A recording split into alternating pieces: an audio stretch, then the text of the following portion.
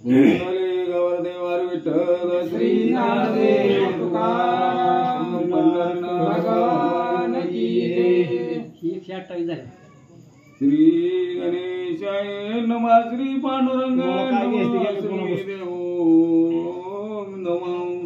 मेधा मने सुरतासी मार्कंडे सांगे शिशाशी सुत सांगे सौनकाशी पुढील कथा श्रवण करा।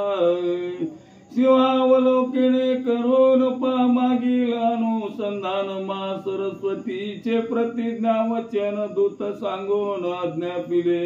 आणि पाठीमाग ग्रंथकर्ते सांगतायत पाठीमागच्या अध्यायामध्ये काय कथा झाली ऐका। सिंहावलोकने करून त्या दूतानं सुग्रीव नावाच्या दूतानं शुंभ निशुंभाचा निरूप देवीला सांगितला। आता या पुढची कथा ऐका। ऐकोनी देवीच्या वचनाचे दूत क्रोधवला मानसी त्वरे येऊनी सुबापाशी सांगत झाला विस्तारे।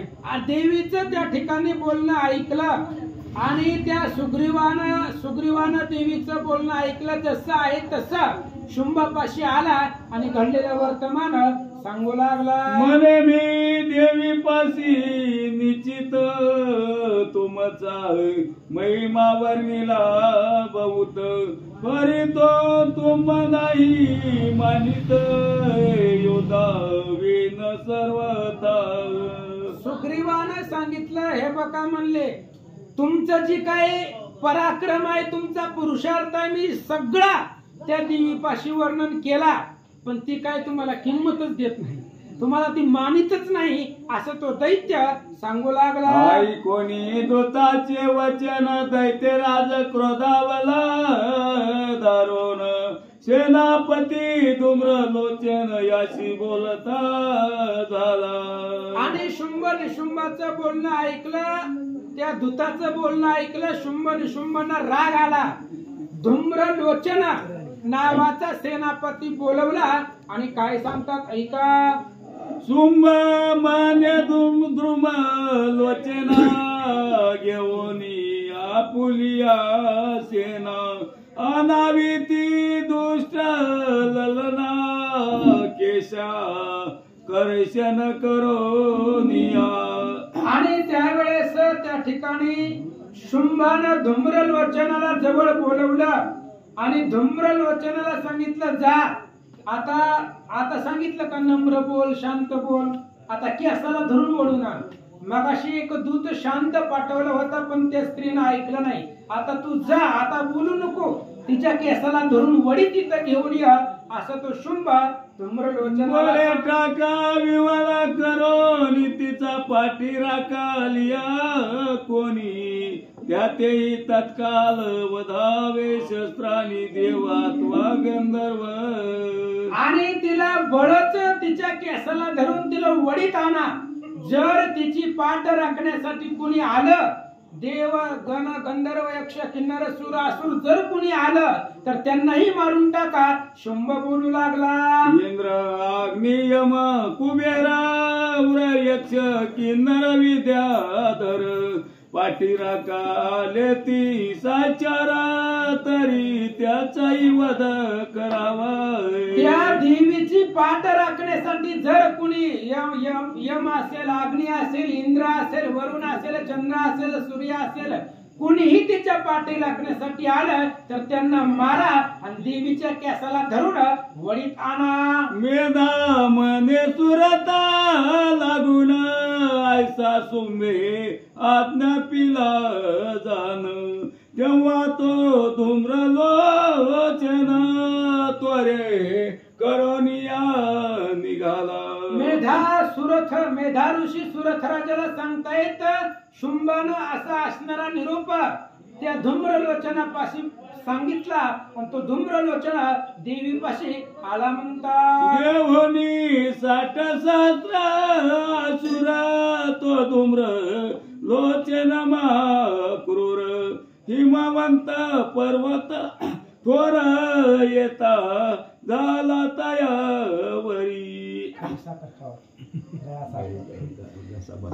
आणि मग त्यावेळेस 60,000 सैन्य धूम्रलोचनानं घेतलं आणि हिमालय पर्वताला लक्ष केलं आणि आला म्हणतात पालावोनी सर्व दाळ तोच पर्वत वेढिला सकळ एकची झाला हलका लोळ देव पाती अंबरी 60,000 सैन्य घेतलं सगळं दळ त्या ठिकाणी चतुरंग दळ बरोबरीला घेतलं हिमालय पर्वतावरती तो धूम्रलोचन आला सगळे देव लोक विमानामध्ये बसून पाहू लागले रूप तरुपे ते रावण इंद्रादी सर्व देवगण जगदंबेचे कौतुक पूर्ण पाहते झाले ते काळी आणि त्यावेळेस सगळे देवलोक विमानामध्ये बसले आकाशामध्ये बसले गुप्त रूपानं बसले आणि जगदंबा ही महासरस्वती देवी भगवती काय चरित्र करतात देवी सन्मुख धूम्रलोचन येऊन अट्टहास शब्द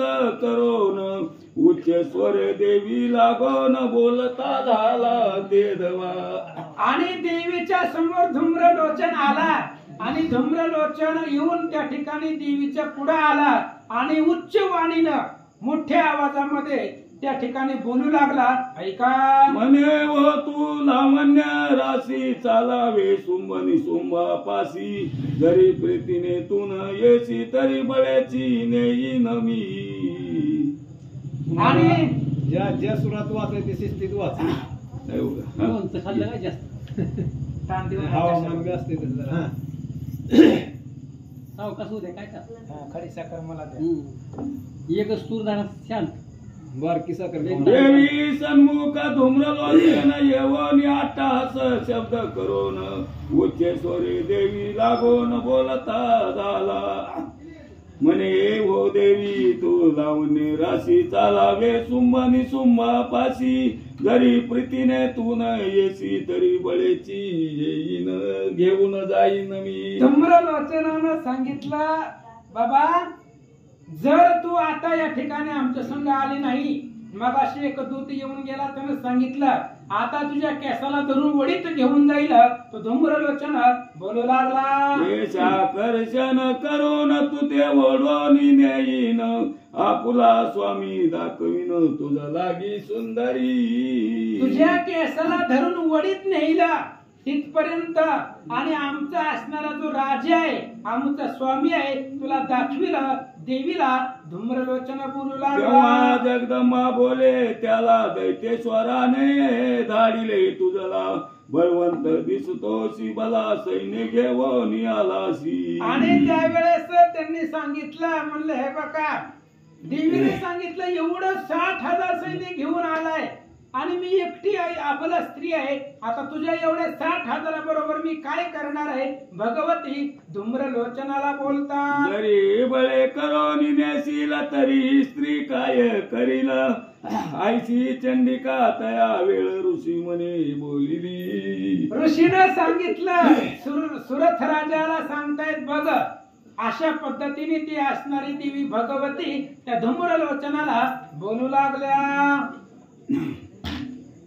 जरी बळे करून नेशील तरी स्त्री काय करील आयशी चंडिका तय वेळ ऋषी म्हणे बोलिली आणि त्यावेळेस त्या देवीनं असं सांगितलं की बाबा एवढं सैन्य घेऊन आलाय आणि तू जर मला धरून नेलं तर मी काय करणार एकटी स्त्री आहे एकटी स्त्री एवढ्या सैन्याबरोबर कसं लढणार असं देवीनं उत्तर धूम्रलोचनाला दिलं होतं असं ऋषी सांगू लागले कोणी चंडिकेच्या बोला धूम्रलोचन तेव्हा धावला तव देवीने भस्म केला हुंकार मात्रे करोनी अशा पद्धतीने त्या ठिकाणी बोलल्यानंतर धूम्रलोचन अंगावरती धावला देवीनं हुंकार मारून जाळून टाकला देवीच्या हुंकारे करून भस्म होता धूम्रलोचन असुर सैन्य कोपायमान होते झाले ते देवीनं फक्त हुंकार दिला गर्जना केली आणि धूम्रलोचनाला जाळून टाकलं देवीनं संपून टाकलं मारून टाकलं आणि मुख्य सेनापती मारल्यामुळं 60,000 सैन्य एकदाच देवीच्या अंगावर 60,000 सूर भयंकर माक्रूर धावले धावते झाले देवीवर अट्टहासे करोनी 60,000 सैन्य भयंकर हातामध्ये शस्त्रास्त्र घेतलं आणि देवीच्या अंगावर ती धावले. मारा मारा कोणी म्हणती मेघायची गर्जना करीती, कोणी वृक्ष पाशान टाकीती देवीवरी अति क्रोधे. कोणी धरा म्हणू लागलं, मारा म्हणू लागलं, हातामध्ये शस्त्रास्त्र दिसल तेवढी त्या देवीच्या अंगावर ती टाकू लागले. शस्त्रे टाकीती झाली बहुत देवीवरी असुर धावत, यावरी चंडिका काय करीत क्रोध पावून ते काळी. देवीच्या अंगावरती अनेक शस्त्रास्त्र टाकले आणि त्यावेळेस राक्षस देवीच्या अंगावरती धावले. चंडिकेला राग आला, काय करते ऐका. धनुष्या जोडोनी तीव्र शर निवारिला शस्त्र निकर, वृक्ष पाशान थोर थोर छेदोनिया पाडिले. आज रेडिओ खरंच कर आज सर्दी झाली हो मला. बसा निवांत. हवामान तसं होतं. मला नाही काही शब्द कळत नाही पण ती किती प्रयत्न करत नाही. तिकडं मी ते रानातलं पाणी पिलो वरच बघा. आम्ही त्यात तुमच्या अगोदर दिलं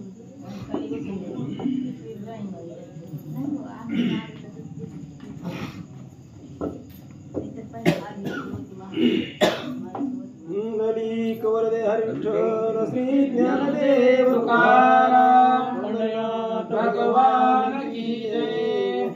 कृष्ण भगवान की जय. श्री गणेशाय नमः. ओम नमो शिवाय नमः. श्री प्रभु रामचंद्राय नमः. मारा मारा कोणी म्हणती मेघायची गर्जना करते, कोणी वृक्ष पाशाने टाकीती देवीवरी अति क्रोधे. आणखी 2-3 शस्त्रे टाकीते झाले बहुत देवीवरी असुर धावत, यावरी चंडिका काय करीत क्रोध पाहुनी ते काळी. आणि देवीला राग आला, अनेक शस्त्रास्त्र देवीच्या अंगावरती टाकले. भयंकर राग चंडिकेला आला. त्यावेळेस चंडिका काय करतात ऐका. धनुष्या जोडून तीव्र शर निवारिला शस्त्र निकर, वृक्ष पाशान थोर थोर छेदुनिया पाडिले. त्या 60,000 सैन्याने जेवढी त्या ठिकाणी शस्त्रास्त्र टाकले होते, देवीनं धनुष्याला बाण लावला आणि त्यांची सगळी शस्त्रास्त्र छेदून जमिनीवर तोडून टाकले. ती परुष पट्टीशाही खंड विखंड करुणी सर्वही असुर सैन्य पाडिले पायी भूमीवरी ते दवा. शक्ती असेल, परश असेल, मुग्दल असेल, सगळं खडग, सगळं ते राक्षसांचं शस्त्रास्त्र देवीनं तोडून अनेक राक्षस मारून टाकले. देवी वाहना तुरवळी सिंह पिंजारी रोमावळी गर्जना करुणी राळी उरल्या ते मारित असे. आणि देवीचा जो वाहन आहे तो सिंह आहे आणि सिंह सुद्धा बलवान होता आणि सिंह सुद्धा त्या ठिकाणी राक्षसांना मारू लागला. प्रहारे देख असुर मारिले किते एक, उच्च प्रहारे अनेक मारून टाकीता पै झाला. आणि देवीचा त्या असणाऱ्या सिंहाचा पंजा आहे, त्या पंजाने अनेक राक्षस त्या ठिकाणी मारले गेले.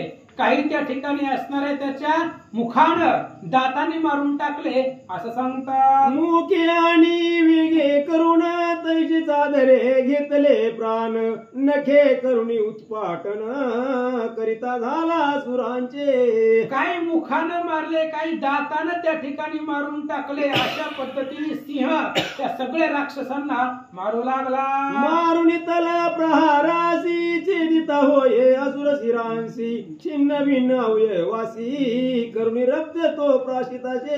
सिंह होता महाराज, बलवान होता. आपल्या तळव्याच्या हातानं पंजानं त्या ठिकाणी राक्षसांना मारू लागला, त्यांचं पोट फाडू लागला आणि रक्तांचं प्राशन तो सिंह करू लागला. आईचे सिंहाचे महाबळ जया नेले असुर सकळ, हे श्रवण करुणी तत्काळ शुंभ कोपाते पावला. अशा पद्धतीने सिंहाचं बळ अद्भुत होतं आणि सिंहानं तेवढं सगळं सैन्य मारलं.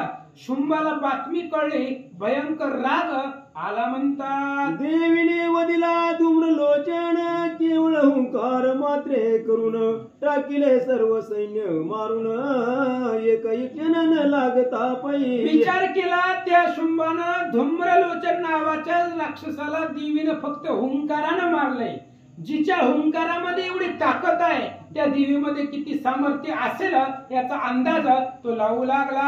आईचे शुंभ निशुंभ ऐकुनी क्रोधे संतप्त झाले मनी रागे उष्ट पुटे चावणी विचार करीते पै झाले. आणि मग लगेच शुंभ निशुंभाने विचार केला, रागाने लाल भडक झाले, रागाने त्या ठिकाणी दाताखाली होठ चावू लागले आणि काय विचार करतात ऐका. चंड मुंड महासुर त्याची आज्ञा शुंभासुर तुम्ही सैन्य घेऊन या पार सिद्ध व्हावे आताची. आणि लगेचच असणाऱ्या शुंभ निशुंभाने चंड आणि मुंड ज्यांनी देवीला पाहिलं होऊन वार्ता घेऊन आले होते त्या दोघांना बोलवलं, तुम्ही कवा कामाला येणार, कधीतरी पडत जावा, फुकटच्या पगारी घेता या म्हणले इकडं, म्हणून बोलवलं आणि जावा म्हणले त्या देवीला मारून या. आणि हिमाचळी जाऊन देवीचे करा केश आकर्षण ओढून आणावी बांधून मधपासी यावेळी. आणि शुंभ निशुंभाने चंडमुंडांना सांगितलं, जावा हिमालय पर्वतावरती त्या देवीच्या केसाला धरून तिला वडीत माझ्यापाशी घेऊन या. जरी युद्धाच्या ठाई जाण तुम्हासी संशय होईल पूर्ण तरी त्याच ठाई मारून टाकावी ती मम आज्ञे. माझी आज्ञा आहे म्हणले, जर तुम्हाला तिथं युद्ध करायचा प्रसंग पडला आणि युद्धाच्या अभावी जर तिला मारण्याचा प्रसंग आला तर बिनधास्त मारून टाका, तिला त्या ठिकाणी संपवून टाका असं सांगतात. सर्वांनी शस्त्रास्त्रे करुणी मारून टाकावी ती भवानी माझा संशय काही म्हणी धरू नये सर्व थाई. आणि जर तुम्हाला काही वाटलंच तिला मारण्याचा प्रसंग आला तर बिनधास्त मारा, आमचा विचार करू नका.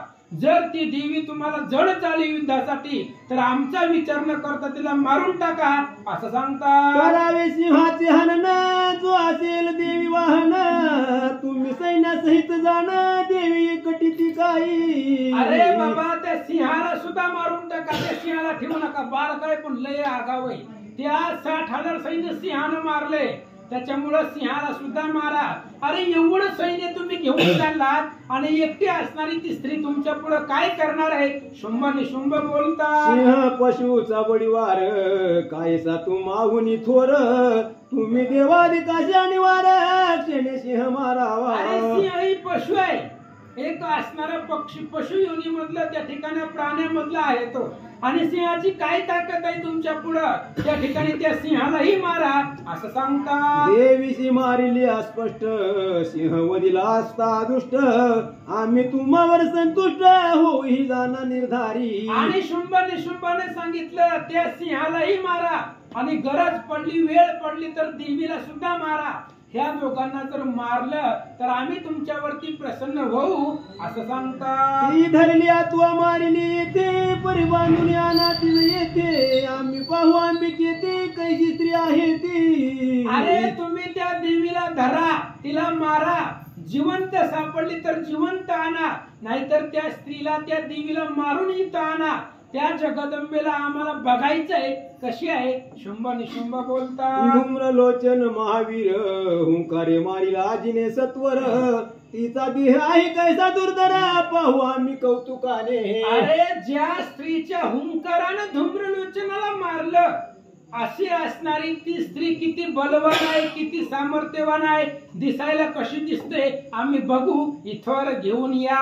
श्रुती व्हावे सावधान आता पुढील अध्यायी जाण चंडमुंडाचे हनन तुम्हा सांगेन निर्धारी. ग्रंथकर्ते सांगतायत आता पुढच्या अध्यायामध्ये चंडमुंड या राक्षसांना देवी भगवती कशी मारते ऐका. श्लोकाचा अर्थ येथे वर्णिला यथार्थ श्रवण करिता होई स्वार्थ सर्व पुरुषार्थ साधतात. या ओवीचा श्लोकाचा अर्थ इथं मी या ठिकाणी सांगितलेला आहे. जर ऐकला तर तुमच्या मनातला स्वार्थ पूर्ण होईल असं सांगतात. कैसेची भावे पठन करिता सर्व सिद्धी होई तत्वता अंती पावे सायुजता याचे संशय नसे की. तसंच तुम्ही अंतःकरणापासून जर ऐकलं, पठन केलं, वाचलं तर तुमच्या मनातल्या सगळ्या भावना पूर्ण होतात, तुम्हाला सिद्धी प्राप्त होते, यात संशय नाही असं सांगतात. हे महासरस्वतीच्या आख्यान सुरथा सांगे मेधा ब्राह्मण तीच कथा देवी आपण राममुखे निरूपित. इति श्री मार्कंडेय पुराणे सावर्णिके मन्वंतरे देवी भगवती महात्मे मा सरस्वती आख्यान षष्ठमोऽध्याय गोड श्री जगदंबा अर्पणमस्तु शुभं पुंडली करोतु. कवरधार विठ्ठल श्री ज्ञानदेव तुकाराम.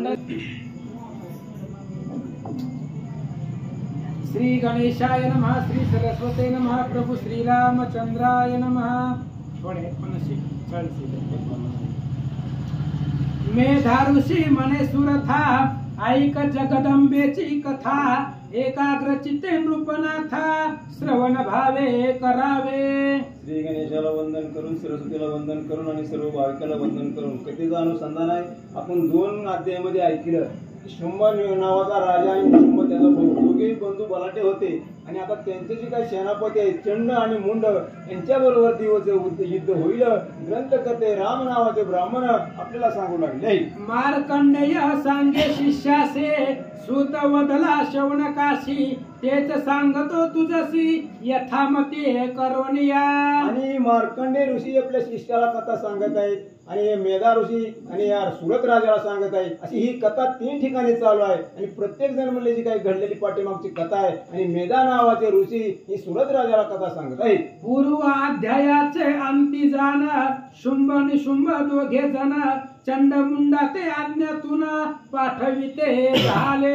आणि आपण पाठीमागच्या अध्यायामध्ये काय सांगितलं तर तो धुम्र नावाचा जो सेनापती पाठवला होता शुंभ राजानं, तो म्हणले देवीच्या हुंकारानं म्हणले नुसत्या हुंकारानं मेला. आणि ज्या वेळेस त्याला मारलं तेव्हा त्या शुंभाला वाटलं की एवढी म्हणले बलाढ्य स्त्री कोण आहे, म्हणून त्यांनी सांगितलं की प्रत्यक्ष तिला माझ्या समोर आणा, मारून आणा किंवा धरून आणा.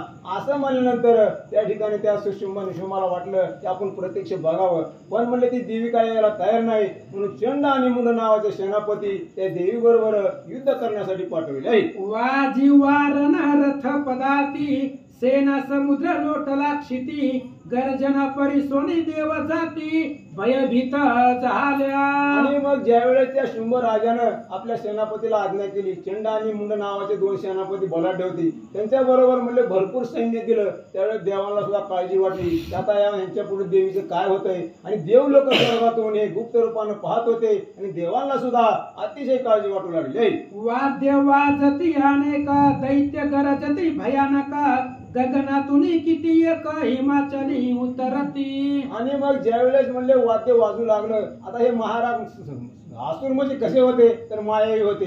आणि ज्या ठिकाणी म्हणले देवीचं वास्तव्य होतं हिमालयाच्या ठिकाणी, त्यावेळेस आपापल्या रूपानं म्हणले सगळे दैत्य आणि त्या देवीबरोबर युद्ध करण्यासाठी उतरू लागले. अनेक शस्त्र घेतली हाती, नग्न शस्त्रे जगमगती, ऐशिया परिवीर धावती, लक्षांचे लक्ष ते धवा. आणि त्या हिमालय पर्वतावर ज्या ठिकाणी देवी राहत होती आणि ज्या ठिकाणी तिने युद्ध केलं, तो धूम्रलोचन मारला, त्या ठिकाणी म्हणले या चंडमुंड राक्षसाला शुंभ राजानं पाठवलं आणि सगळे म्हणले ते आणि दैत्य आपापली शस्त्रास्त्र घेऊन त्या हिमालयावर येऊन टेकले आहेत. क्रोधायमान जो प्रचंड, मनोनी नाम असे चंड, शत्रु ते करी खंड विखंड, मनोनी मुंड मनती त्या.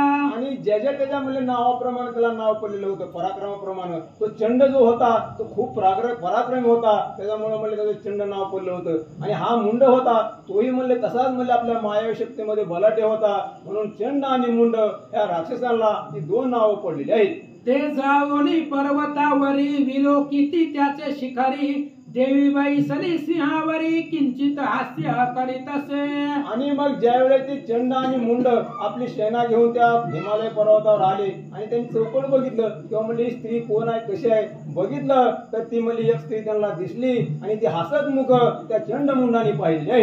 अष्टभुजा बाण मुसळ, शंख चक्र घेतला शुळा, कारमुख घंटा आणि लांगला, अष्टायुधे शोभती. आणि ज्यावेळेस त्या चंड आणि मुंडाने त्या देवीकडे पाहिलं तर देवी त्यांना कशी दिसली तर तिच्यामध्ये हातामध्ये अष्टायुधे होती, शंख चक्र गदा पद्म त्रिशूळ, जी काही देवाने वरदान दिलेलं होतं आणि प्रत्येकाने सहाय्य केलेलं होतं, असे सगळे म्हणले अष्ट म्हणले तिच्या हातामध्ये आयुध होती, अशी देवी त्यांनी पाहिली आहे. आईसे पाहून देवी प्रती, उद्योग करीते झाले किती, देवी सन्यावे निश्चिती, शुंभाजवळी एकदा.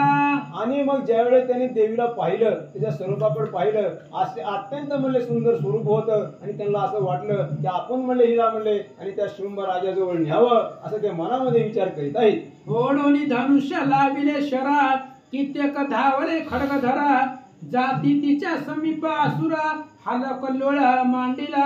आणि त्याने असा विचार केला, काही करून म्हणले ह्या म्हणले देवीला आपल्या म्हणले राजासमोर न्यायचं, म्हणून सगळ्यांनी एकदम हालकल्लोळ केला, आपापली शस्त्रास्त्र सज्ज केली आणि देवी समोर ते येऊन युद्ध करू लागले. एक म्हणती धरा धरा, कोणी म्हणती मारा मारा, एक धावले करुणी त्वरा, शस्त्रे टाकीती ती जवळे. आणि मग सगळे एकदम म्हणले चौकड म्हणले त्याला माये विद्या येत होती, सगळ्यांनी एकदम म्हणले कालवा केला आणि देवी म्हणले बोलू लागले, कुणी धरा म्हणतंय कुणी मारा म्हणतंय, असा सगळ्यांनी एकदम गोंधळ त्या ठिकाणी केलेला आहे. वृक्ष पाशान झुगारीती, तिच्या अंगावरी पडती, पुष्प प्राय ते लागती, नगनित्या ते जगदंबा. मग ज्या त्या प्रत्येक राक्षसाने काय केलं तर आपापल्या हातामध्ये जे जे गवळ, कोणी पर्वत उचलायचा, कोणी झाड उचलायचं, कोणी वृक्ष उपटायचे आणि सगळे देवीवर टाकायचे. पण ज्याप्रमाणे एखाद्याच्या म्हणले अंगावर फुलं पडावी तसं त्या देवीला त्यांचं म्हणले काय होत नव्हतं. फुलं ज्याप्रमाणे अंगावर पडावी असं त्या देवीला वाटू लागलं आहे. तेव्हा भवानी कोप करी, मारू भावी सकळ वैरी, क्रोधे करून ते अवसरी, तिचे मुख काळे झाले. आणि ज्यावेळेस तिनं समोर बघितलं तर सगळे दैत्य आपल्यावर म्हणजे शस्त्रास्त्र टाकीत आहेत. देवीला मोठा राग आला आणि तिने काय केलं तर आपलं मुख पसरलं आणि क्रोधाने लाल झाली आणि त्यावेळेस तिचा चेहरा काळा त्या ठिकाणी झालेला आहे. मसी सारखे काळे वदना, भ्रुकुटी करायला दिसे जाणार, तेव्हा तिच्या कपाळापासून काली उत्पन्न झाली. आणि ज्यावेळेस त्या देवीला सरस्वतीला राग आला त्यावेळेस तिचा चेहरा सगळा काळा झाला आणि चेहरा काळा झाला आणि भ्रुकुटी म्हणले सगळी काळी झाली, लाल झाली. त्यामुळे तिच्या म्हणजे शरीरातून दुसरी एक देवी उत्पन्न झाली असं या ठिकाणी सांगत आहे. त्या कालीचे वदन कराला, करी खडग पाशाती चंचल, गळा नरमाळा केवळ, भयंकर शोभतसे. आणि त्या सरस्वतीच्या म्हणले मुखापासून जी काही देवी निर्माण झाली, काळं मुख झालं होतं आणि त्या मुखामधून जी देवी म्हणजे निर्माण झाली तिचं कालिका नाव आहे. आणि ते कालिकाच्या गळ्यात म्हणले ह्याच्या माळा होत्या, म्हणले मुंडक्याच्या माळा होत्या असं म्हणले त्या ठिकाणी त्या रूपाचं वर्णन करीत आहे. महाविस्तारले वदन, जीवा लळलळीत भीषण, निमग्न जिचे आरक्त नयन, क्रोधायमान सर्वदा. आणि ती म्हणले कालिका नावाची देवी कशी होती तर तिने उग्र स्वरूप धरलेलं होतं. म्हणले बाहेर जी म्हणजे लळलळ करीत होती, लाल भडक चेहरा होता आणि मुंडाच्या म्हणले रंड मुंडाच्या माळा तिच्या गळ्यामध्ये होत्या. अशी ती महाकाली आपल्या कालिका देवी आणि दैत्यावर त्या ठिकाणी धावत झालेली आहे. हाक मारिता क्रोध आवेशा, नादे भरल्या दश दिशा, मग वेग करीत प्रवेशा, सैन्य असुर सैन्य माझारी. आणि त्या कालिका देवीनं आपलं उग्र स्वरूप धारण केलं. बाहेर म्हणले हातवर जी लळलळ करीत होती आणि पुन्हा त्याने त्या दैत्यांना हाक मारली आणि युद्धाला आव्हान त्यासनी करू लागले आहे. असुरांचे सैन्य सकळ, भक्षी झाली उता वेळ, घंटे सहित गज तात्काळ, शतावधी भक्षिले. आणि त्या कालिका देवीने काय केलं तर आपला जो मोठा जबडा होता तो पसरला आणि जे जे दैत्य म्हणले हत्तीवर असतील, कोणी घोड्यावर असतील, हत्ती स्वराला म्हणले हत्ती सहित गिळू लागली. एवढं प्रचंड स्वरूप त्या कालिकेने त्या ठिकाणी धरलेलं आहे. मुखी घालून चावी सत्वर, आश्वासहित बक्षिले वीर, सारथ्या सहित रथ अपार, बक्षिती झाली ते काली. आणि कालिका देवीने काय केलं तर एवढा प्रचंड आपला जबडा म्हणले मोठा केला. त्या हत्तीवर जर बसून तो आला दैत्य तर हत्ती सहित गिळू लागली. रथासहित म्हणले घोडेस्वारासहित सगळे दैत्य त्या देवीने गिळायला सुरुवात केली आहे. इच्छा मात्रे मुख पसरी, सैन्य घातले मुखांतरी, केसात धरुणी झड करी, किती एक ते बक्षिले. आणि जशी जशी तिच्या मनामध्ये इच्छा होईल तसं तसं म्हणले ती दैत्याचं भक्षण करू लागली. रथासहित कोणाला गिळायचं, कोणाला केसाला धरून आपटायचं, म्हणजे जे जे काय करायचं युद्ध करायचं तिच्या मनामध्ये येईल असं कालिका देवी त्या ठिकाणी करीत आहे. ग्रीवे ते धरुणी किती एक, मुखी घालून चाविले देख, पाते रगडून अनेक, मारिती झाली क्षणार्धे. पण काही दैत्याला काय करायचं देवीनं तर त्याच्यामध्ये मानगुटीला धरायचं, तोंडामध्ये टाकायचं, त्याला चावायचं, काही काहीला म्हणले पायाखाली रगडायचं. जसं जसं ज्या ज्या दैत्याला मारता येईल तशी कालिका देवी दैत्य मारू लागली आहे. पुरे करोणी कित्येकासी, काली मारिती झाली त्यासी असुरासी, त्यांची शस्त्रास्त्रे वेगेची भक्षण केले सर्वही. आणि मग काहीला काय करायचं तर पायाखाली रगडायचं, त्याच्या हातातली शस्त्रास्त्र घ्यायची, ही शस्त्रास्त्र गिळून टाकायची, दिसेल तो दैत्य तोंडामध्ये टाकायचा. असा पराक्रम ती महाकाली त्या ठिकाणी करीत आहे. असुरांचे ते सैन्य सर्व, मारिता विराही टाकिले गर्व, सहस्त्र लक्ष अर्व खर्व असंख्यात बक्षिले. आणि मग ज्या ज्या लोकांनी बघितलं की म्हणजे ही महाभयंकर कालिका देवी आहे म्हणले आणि सगळ्यांनी म्हणले गर्व टाकून दिला.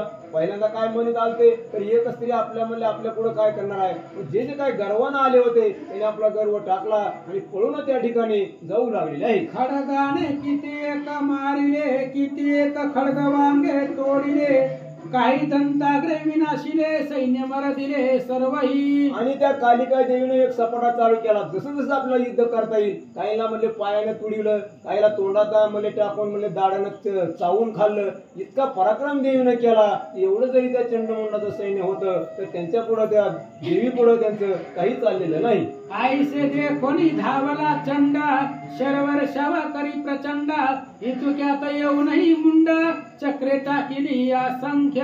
मग ज्या वेळेस त्या म्हणले चंड आणि मुंडाने पहिल्यांदा सैन्य पाठवलं होतं आणि सैन्याची म्हणले अशी दुर्दशा त्या देवीने केली त्यावेळेस प्रत्यक्ष चंड पुढे आला आणि पुन्हा मुंडही त्या म्हणले देवी समोर आला आणि त्या देवी बरोबर दोन्ही असुर युद्ध करू लागले नाही. कालिनी विक्राळ मुख पसरवणे चक्र गिळली सर्वही जाण तिचे मुखी शोभायमान कैसी दिसती झाली. आणि ज्यावेळेस ते चंड आणि मुंड जवळ आले आणि त्यांच्या म्हणजे हातामध्ये जी काही चक्र होती आणि भयंकर ती चक्र होती आणि त्याने त्या देवीवर टाकली तर त्या चक्रालाही म्हणजे त्या देवीनं गिळलं. आणि ज्यावेळेस ती चक्र गिळली त्यावेळेस कसं स्वरूप झालं ग्रंथकर्त्याचं वर्णन करीत नाही. जैसी सूर्याची बिंबे अनेक गगनोदरी शोभती देखा पुण्य कालिने पसरवणी मुख प्रचंड हाक मारिली. आणि ग्रंथकर्त्यांनी त्याला असा सिद्धांत म्हणजे दृष्टांत दिला की ज्यावेळेस सूर्य मावळाला जातो आणि पृथ्वीच्या पोटामध्ये आपण बघतो दिवस मावळा गेल्यावर कसा लाल दिसतो तसं म्हणजे त्या देवीनं ज्यावेळेस चक्र गिळली त्यावेळेस कसा दिवस मावळायला गेल्यावर लाल दिसतो तसं त्या देवीच्या तोंडामध्ये चक्र त्या ठिकाणी दिसू लागले नाही. मोकेशी धरोनिया पसरट मुख अति विशाळ दाळ जीवा बहु विक्राळ सिंहाती उडवणी तात्काळ चंडावरी धाविनली. आणि जी दैत्याने जी काही चक्र चंड आणि मुंडाने जी काही चक्र टाकली होती ती देवीने त्या सूर्यासारखी गिळून टाकली. आणि पुन्हा म्हणजे देवीने आपल्या सिंहावर बसून असं उड्डाण केलं की त्या सिंहाला म्हणजे एवढा पराक्रम होता आणि त्या चंडावर सिंहासहित देवी त्या ठिकाणी धावलेली आहे. केशी धरोनिया सत्वर खडगे छेदिले त्याचे शिरा मुंड धावला यानंतर चंड पडला देखोनी. आणि देवीने पहिल्यांदा काय केलं तर सिंहासहित उड्डाण केलं आणि आपल्या हाताची काय तलवार होती जे खडग होतं त्यानं म्हणले त्या चंडाचं शिर उडवलं. आणि ते कोणी बघितलं तर त्याचा जो बहुमूल्य मुंड होता त्यानं बघितलं आणि तो मुंड देवीवरी धावून आलेला आहे. मुंडा तेही खडग मारून भूमीशी पाडीला न लागता क्षण तेव्हा जे काही उरले सैन्य ते दश दिशा पळाले. आणि जशी देवीने त्या चंडाची अवस्था केली की आपल्या खडगानं जसं चंडाचं शिर उडवलं तसंच तो मुंड समोर आला. त्याचंही म्हणले त्या देवीनं त्या मुंडाचं शिर उडवलं आणि ते जे काही राहिलेलं सैन्य होतं त्यांनी बघितलं की आपला म्हणजे सेनापती या ठिकाणी पडला आणि ते उरलं सुरलं सैन्य पळून जाऊ लागले आहे. आसुर दळी हाहाकार तेव्हा झाला प्रलय थोरा असो चंड मुंडांची शिरे सत्वरा घेऊन काली पातली. आणि म्हणजे सगळं दैन्यात म्हणजे सैन्यामध्ये दानादान उडाली. चंड आणि मुंड पडले आणि सगळं सैन्य म्हणजे महागारी पळू लागलं. देवीने काय केलं तर त्या चंडाचा आणि मुंडाचा शिर हातामध्ये घेतलं आणि देवी काय करू लागली आहे. देवीच्या जवळ येऊन प्रचंड अट्टहासे करून देवी कारणे ते क्षणी काली बोलती झाली. आणि मग ज्या वेळेस त्या कालिकेने काय केलं चंड आणि मुंडाचं शिर घेतलं आणि तिच्या म्हणले स्वरूपापासून तिची उत्पत्ती झाली आणि त्या सरस्वती देवी जवळ म्हणले ती कालिका आली आणि त्या ठिकाणी काय बोलू लागली आहे. म्या तुझे हे चंड मुंड पशु मारिले प्रचंड युद्ध यज्ञ आता वितंड शुंभ निशुंभा मारेसी तू.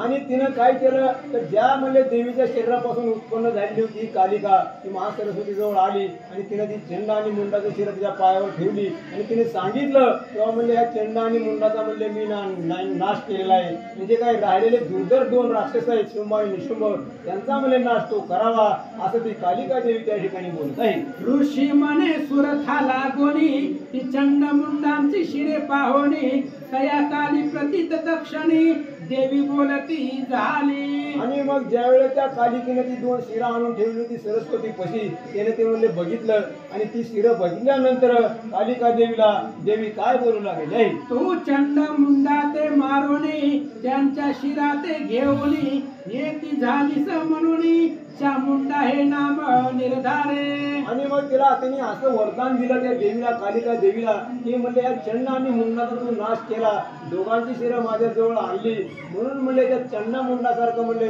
तुला म्हणले दोन्हीला मारल्यामुळं चामुंडा या नावानं तू प्रसिद्ध होशील, असं वरदान त्या ठिकाणी दिलेलं आहे. या तिही लोकांचे ठाई तू चामुंडा नामे पाही विख्यात होवणी तुझं सर्वही आराधितील निश्चय. आणि आजपासून ते म्हणले जे काली नाव म्हणले तुला प्राप्त झालेलं होतं ते ठेवून म्हणले चामुंडा या नावानं म्हणले तुझा वावर होईल, तेव्हा म्हणले तू प्रसिद्ध होशील, असा आशीर्वाद आणि वरदान त्यामध्ये देवीला त्या ठिकाणी दिलेलं आहे. आईसा प्राप्त होता वरा कालीचा आनंद होवणी थोरा स्वयंमुखे जय जयकार तरी ती झाली ते काळी. आणि सरस्वतीने म्हणले ज्यावेळेस आशीर्वाद दिला त्या काली देवीला त्यावेळेस तिला आनंद झाला आणि त्या आनंदाने तिला वाटलं की आपल्याला म्हणले आज नावात बदल झाला, चामुंडा या नावाने तिची प्रसिद्धी होईल म्हणल्यावर त्याला आशीर्वाद देवीने दिला आणि त्याला आनंद त्या ठिकाणी झालेला आहे. आसो या प्रकारे करुणा देवीने काली ते करुणी उत्पन्न चंड मुंडांचे करविले हनना याची कथन तुम्हा केले. आणि ग्रंथकर्ते आपल्याला सांगतात सरस्वतीने काय केलं तर काली देवी म्हणले निर्माण केली आणि तिच्या हातून म्हणले या चंड मुंडाचा म्हणले नायनाट केला आणि चामुंडा हे नाव तिला म्हणले त्या ठिकाणी प्रसिद्ध झालं आणि त्या म्हणले हे कथानक आज म्हणले या अध्यायामध्ये झालं असं म्हणले ग्रंथकर्ते रामब्राह्मण आपल्याला सांगत आहेत. आता पुढील अध्याय निरूपण रक्त बीजाचे करील हनना ते चरित्र अतिरसाळ जाना श्रोतेजना परिसा हो. आणि आता उद्याच्या अध्यायामध्ये आपल्याला काय ऐकायचं आहे तर रक्तबीजाच्या हनन मध्ये त्याची आता कथा अशी आहे की एक जर थेंब पडला तर त्याच्यापासून हजारो राक्षस म्हणजे निर्माण होत होते आणि हा म्हणजे रक्तबीज नावाचा राक्षस आहे, त्याचा हनन म्हणजे देवी कशी करीलं हा कथाभाग आपल्याला उद्याच्या अध्यायामध्ये ऐकायचा आहे. ग्रंथकर्ते आपल्याला सांगत आहे. मूळ श्लोकांचा सर्व अर्थ येथे वर्णिला यथार्थ प्राप्त होय इच्छितार्थ याच्या श्रवणे पठणे पये भक्ती विनम्र देह करुण जे सदा करीती देवी स्मरण त्यांच्या सर्व आपदा निरसून जाती क्षण मात्र न लागता. आणि ज्या म्हणजे श्रोत्यांनी हा कथाभाग ऐकला त्याच्या सगळ्या महागडच्या म्हणजे जे काय पीडा असतील आपदा असतील या ग्रंथाची फलश्रुती असे सांगितली ह्यांनी ती म्हणजे आपल्या म्हणजे एकाग्र चित्त करून यांनी जो काय अध्याय ऐकला त्याच्या सगळ्या महागडचे म्हणजे दुःख दारिद्र्य सगळं भय नाश होईल असं या ठिकाणी सांगत आहे. ऐसे व्यासांचे हे वचन येथे संशय घेईल कोणा परी पाहिजे भक्ती निर्वाण अनन्य भावे करुणिया. आणि त्यांनी सांगितलं की ही जी काही शब्द आहेत ही जी व्यासाने लिहिलंय ही म्हणले सगळं खरं होणार म्हणले आणि ह्याच्यावर जर काय कोणी म्हणले संशय म्हणजे धरला तर त्याला म्हणले पातक लागलं असं ग्रंथकर्ते सांगत आहे. स्मरण मात्रे संकट जाय मग कैचे चरित्रे कैचा अपजय श्रवणे पठणे होय जय भाव धरावा आवडी देवीने जैसे बोलाविले तैसे येथे वर्णन केले सज्जन पाहिजे परिसिले कृपा करुणी सर्वदा त्या देवी कारणे नमस्कार आमुचे आसोत वारंवार देवीचा हा ग्रंथ करणार निमित्त राम द्विज जाणार. इति श्री मार्कंडेय पुराणे सर्वर्णिके मन्वंतरे श्री देवी भगवती महात्म्ये महासरस्वती आख्यान सप्तमोध्याय गोडहा पुंडलिक श्री ज्ञानदेव तुकाराम पंढरीनाथ भगवान की